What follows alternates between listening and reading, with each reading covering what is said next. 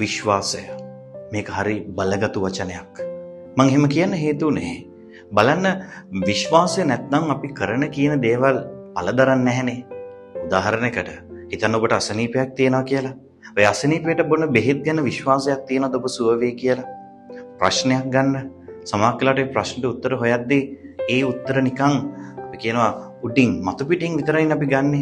නැහැ මගේ මේ ප්‍රශ්නට විසඳුමක් මට ලැබෙනවමයි කියන අරමුණ ඒ ස්ථිර විශ්වාසය ඔබේ තියෙනවද? බලන්න අපි පල්ලි කොච්චර ගණන් වලට යනවද? සමහරක් වෙලාවට දන ගහලා යාක්ෂා කරනවා. කෑ ගහලා යාක්ෂා කරන හැබැයි පළ දරන්නේ නැත්තේ ඇයි? ඒ කරන යාක්ෂාව තුළ ඔබට විශ්වාසය තියෙනවද? එන උන්වහන්සේ ඔබට මට ආරාධනා කරන විශ්වාසය තුළ ගොඩනගා ගන්න. මොකද අද ඒ දියණියට සුවය ලැබුණේ විශ්වාසය නිසා. ඒ ශ්‍රද්ධාව නිසා. ඒ නිසා ස්වාමීන් වහන්සේට කන්නලව් කරන එකම එක දෙයයි. මගේ හීන වුණ මට නැති වුණු විශ්වාසය මට දෙන්න. ඒ තුළ වහන්සේත් එක්ක අල්ලගෙන මේ ගමන යන ශක්තිය දෙන්න කියලා අපි වහන්සේට යාඥා කරමු.